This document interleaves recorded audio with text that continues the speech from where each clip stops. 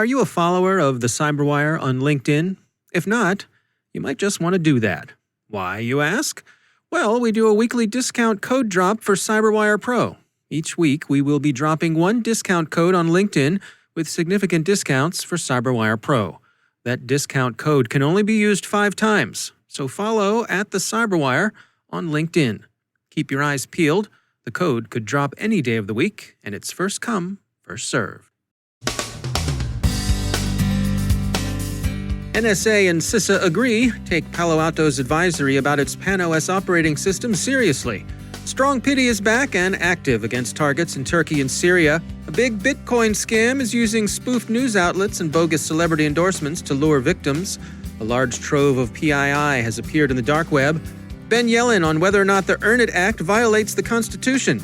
Our guest is Brad Stone with Booz Allen Hamilton on how technology is changing the battlefield and why cyber is becoming so important in the DoD. Finally, both Australia and India look to shore up their defenses against cyber threats from China.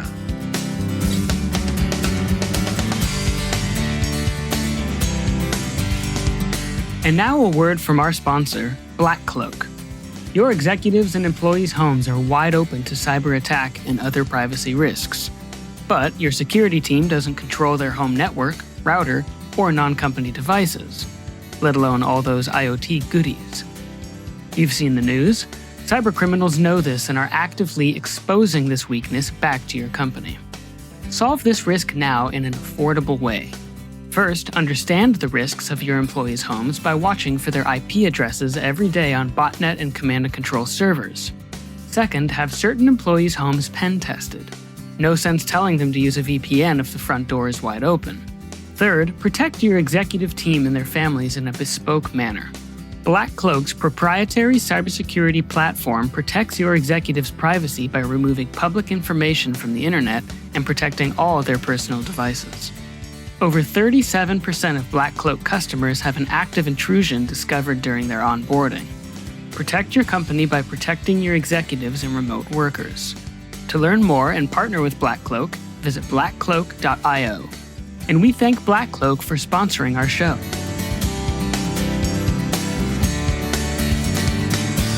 Funding for this CyberWire podcast is made possible in part by McAfee. Many companies are continuing to support a work-from-home model while putting a strain on their IT resources and security. McAfee is helping companies scale their security to work-from-home employees while optimizing IT architecture. Learn more at mcafee.com/workfromhome. From the CyberWire studios at Data Tribe, I'm Dave Bittner with your CyberWire summary for Tuesday, June 30th, 2020. Palo Alto Networks yesterday disclosed a flaw in PAN-OS, the operating system that runs on its firewalls and enterprise VPN appliances. The vulnerability, CVE 2020-2021, is assessed as very serious, rated a 10 out of a possible 10 in the CVSS v3 scoring system, both easy to exploit and remotely exploitable.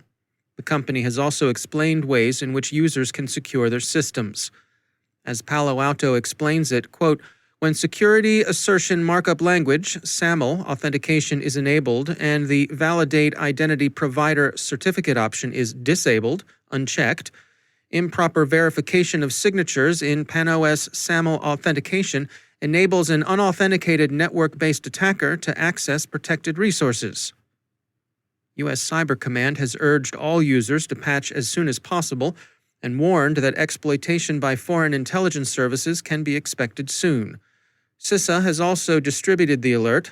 IT News credits researchers at Monash University with tipping Palo Alto off to the problem. The issue is fixed in PAN-OS 8.1.15, PAN-OS 9.0.9, PAN-OS 9.1.3, and all later versions, so the solution is readily available. Upgrade to a current version. The Promethium APT, also known as StrongPity, although that name has also been used for one of the group's tools, is back, ZDNet and others report. This time around, StrongPity is active against targets in Turkey and Syria. The latest wave of attacks features new Trojanized installers. It also shows a capability to search for and exfiltrate files from victims' machines. It's been employing watering hole tactics to selectively target victims in Turkey and Syria using predefined IP lists, and it has adopted a 3-tiered command and control infrastructure that's enabled it to mask, to a certain extent, its operations and escape forensic investigation. Promethium is a cyber espionage and surveillance operation believed to have been active since 2012, although it came to public attention in October 2016 with a watering hole campaign against targets in Belgium and Italy. Researchers at Bitdefender and Cisco Talos believe it to be state-sponsored, and that represents a consensus view. Which state does the sponsoring, however, is unclear, and the answer may not be a simple one. Cisco Talos believes, for example, that it's possible that Promethium could be a crew of hired guns, cyber mercenaries working under contract for a nation-state or a set of nation-states. It's had an extensive target list. While Middle Eastern and North African nations have figured prominently among its targets, Promethium has also been active in Europe, Asia, and the Americas. It has recently been implicated in surveillance of Kurdish populations. Promethium has been known to use both internally developed tools and lawful intercept products in its operations. Group IB reports a widespread Bitcoin scam that's exposed personal data on thousands of victims. They're distributed over 21 countries, but by far the most have been in the UK and Australia. Group IB explained that victims' phone numbers, which in most cases came with names and emails, were contained in personalized URLs used to redirect people to websites, posing as local news outlets with fabricated comments of prominent local personalities about a cryptocurrency investment platform that helped them build a fortune. The scam begins with an SMS text message with a shortened link, often a message that spoofs a well-known media outlet. Following the link takes the victim to a page tailored to their geographical region. The content purports to be exclusive media content of interest to an altcoin speculator. The final stage redirects the unwary to enroll in a fraudulent Bitcoin investment scheme. The losses for people gulled into fraudulent speculation are obvious. Less obvious, but equally real, is the reputational damage the spoofed celebrities and media outlets suffer as their names are hijacked into the service of crime. Brad Stone is Senior Vice President at Booz Allen Hamilton, and he joins us with insights on how technology is changing the global battlefield and why cyber is so important in the DoD. The DoD, at its core, starts with some of the same problems that any other large organization is faced with, and that's protecting the enterprise. So at its core, the DoD, just like a large bank or just like other agencies, has to protect its core IT infrastructure, building off of their IT security. What assets do I have? What data am I protecting? Who's on my network? But it builds from there, given what the DoD is all about. As we kind of go from that core enterprise, we move into a broader set of platforms and devices that are critical for what the DoD does on a daily basis. So thinking about how you secure these interconnected platforms and devices to not only have the readiness to protect our nation, but to really have that advantage in driving the lethality that is a key metric of defense success. And because of that view of this being a mission environment, there's the third element of cyber being a warfighting domain. So starting with that IT enterprise, moving into a broader set of platforms that are having to secure and understand embedded vulnerabilities, but ultimately getting at a point where you're going toe-to-toe with an adversary to achieve a mission objective. So it starts at that same kind of cyber level that many of us tackle, but it takes it up to another level because really, in the end of the day, the Department of Defense is about saving and protecting lives. How does an organization with the scale of the Department of Defense maintain an ability to stay nimble, to be able to be both reactive and proactive in an increasingly rapidly developing theater of war? It's really a team sport between the public-private partnerships, but within the DoD, they attack it in multiple ways. So tying back to the core enterprise IT with large organizations are protecting that enterprise, driving the network operations. But now with the new cyber mission force that has been stood up under Cyber Command, you've got a set of trained warriors that are able to go in there and add the additional expertise and experience to go in and fight the fight, whether that's an incident response or threat hunting. So they're attacking it just like they have for years with almost a defense in depth kind of a strategy, but they're also doing that organizationally. But again, it's always about a team sport, and the adversaries know where the weak links are in that. So there's constantly preparation and testing, a lot of investment into ranges across the department to look at these things and prepare not only for today, but for the future. Can you give us some insights as an organization that does a lot of business with the Department of Defense? Can you give us some insights as to what sort of things they're looking for from an organization like yours in terms of that partnering? What sort of things are they looking to rely on you? What are their expectations? There's a few things that we really focus on in that partnership. One is this is such a complex ecosystem. It's really about helping our clients understand how to be effective, but a lot of it can come down to speed, simplicity, and driving towards outcomes. So they look at an organization like ours that's helping them maximize their investment. They might have bought significant amounts of tools, but they're misconfigured, and integrating them together such that they are simpler for those warfighters to leverage, but then still equally effective with the right understanding of detecting threats and responding to them to ensure their safety.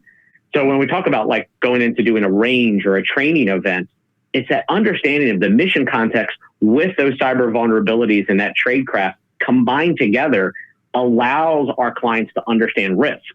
And risk in the Department of Defense ties back to readiness. And readiness is ultimately the measurement that the DoD is looking to understand where it stacks in a global environment. That's Brad Stone from Booz Allen Hamilton. Lucy Security says it's found data from 945 websites for sale in dark web markets. Up to 14 million victims may be affected. The information includes usernames, full names, phone numbers, hashed and non-hashed passwords, IP and email addresses, as well as physical addresses. It's contained in two databases that together amount to roughly 150 gigabytes of unpacked SQL files. They were released this month on June 1st and June 10th. The content of the databases, and remember, they represent material culled from almost 1,000 sites, appear to have been procured by different hackers. Investigation is proceeding. Australian concern about Chinese operations in cyberspace has not abated. The Chinese activity, comprising a range of espionage activities, has prompted an equivalent range of defensive responses.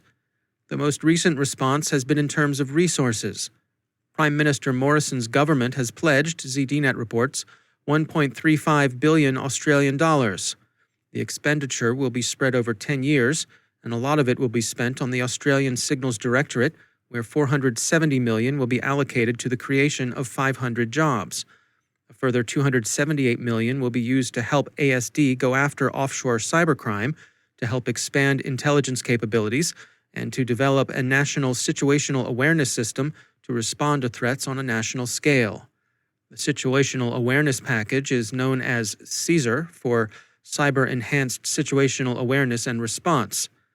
The use to which the remaining 500 million will be put are expected to be specified in the forthcoming 2020 cybersecurity strategy, due out later this summer.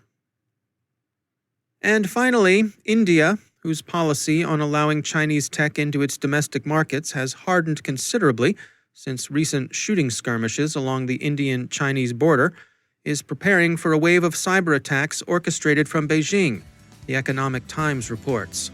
Authorities have been issuing alerts and warnings to this effect for more than a week. Whatever develops, New Delhi expects the worst from Beijing.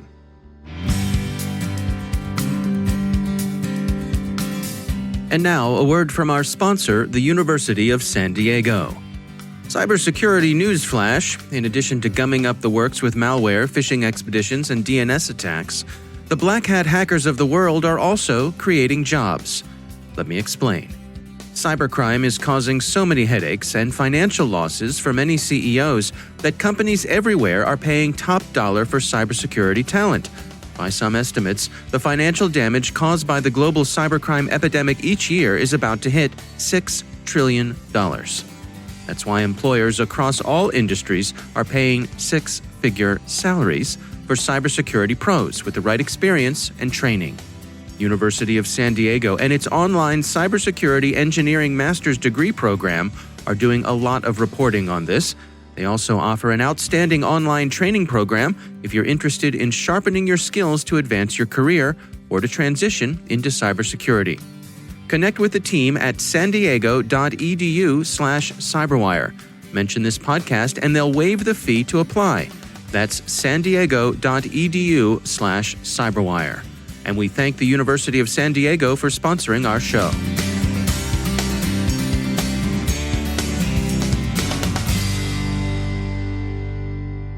And joining me once again is Ben Yelin. He is from the University of Maryland Center for Health and Homeland Security, also my co-host over on the Caveat podcast, which if you have not yet checked out yet, what are you waiting for? It's an awesome show. Yeah, Ben, you really have back. to check it out. Yeah.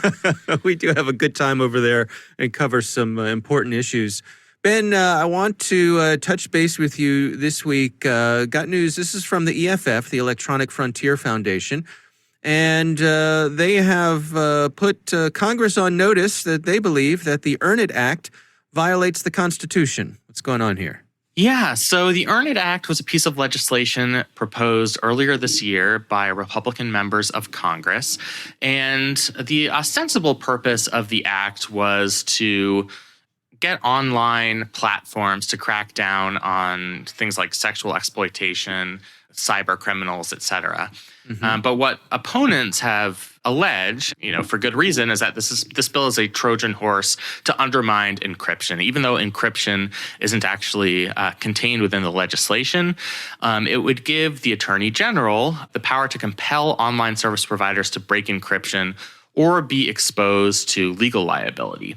So this presents, in the view of the Electronic Frontier Foundation, a bunch of constitutional issues. They talk about how the bill would identify various best practices for online service providers, and just instituting those best practices would be sort of an impermissible regulation of editorial activity, which is something that's usually up to the discretion of that platform. They talk about how this bill would remove Section 230 immunity.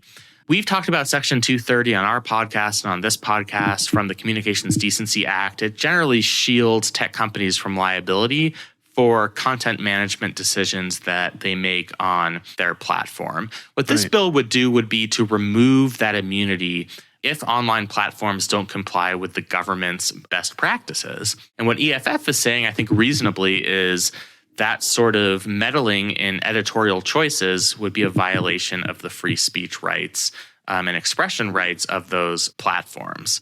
Another thing that this bill would do is it would hold these online service providers responsible for certain types of content, certain types of user-generated content. Obviously, the content that's being regulated in this bill are things that we would find morally objectionable, sexual exploitation, et cetera, et cetera. Right. But in order to have a content-based restriction under the First Amendment, according to our Supreme Court, it has to pass strict scrutiny, which in non-legal parlance means you have to have a darn good reason to regulate that behavior. And in the mind of EFF, this bill would fail that test. And then they identify some Fourth Amendment issues with this bill as well. They say it would turn online platforms into government actors that search users' account without a warrant based on probable cause, partially because it's allowing these providers to search, screen, or scan for instances of online sexual exploitation. That's a laudable goal, but it is something where a company kind of mandated by the government would be surveying people or searching people without any probable cause to do so. So they have put members of Congress on notice that they think this bill fails to pass constitutional muster. I haven't gotten any indication that this act is really going anywhere in Congress. Congress kind of has its mind on other things: the COVID response, policing reform, appropriations bills, and we're also in an election year. Right. But I also, I do think it's important for advocacy groups to always be on watch for laws like this, especially ones where the average person would see it and say, "Oh, cracking down on online sex predators, that's great. Who wouldn't support that?" It is incumbent upon these advocacy groups to point out potential constitutional issues, and I think that's what they've done here. Yeah. All right. Well, thanks for explaining it to us, Ben Yelin. Thanks for joining us. Thank you.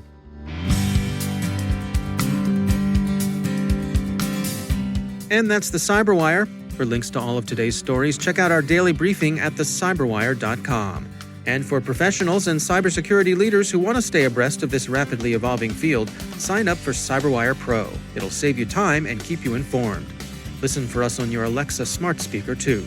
Thanks to all of our sponsors for making the CyberWire possible, especially our supporting sponsor, Proofpoint's Observeit, the leading people-centric insider threat management solution. Learn more at observeit.com. The CyberWire podcast is proudly produced in Maryland out of the startup studios of DataTribe, where they're co-building the next generation of cybersecurity teams and technologies. Our amazing CyberWire team is Elliot Peltzman, Puru Prakash, Stefan Vaziri, Kelsey Bond, Tim Nodar, Joe Kerrigan, Rolterio, Ben Yelin, Nick Valecki, Gina Johnson, Bennett Moe, Chris Russell, John Petrick, Jennifer Iben, Rick Howard, Peter Kilpie, and I'm Dave Bittner. Thanks for listening. See you back here tomorrow.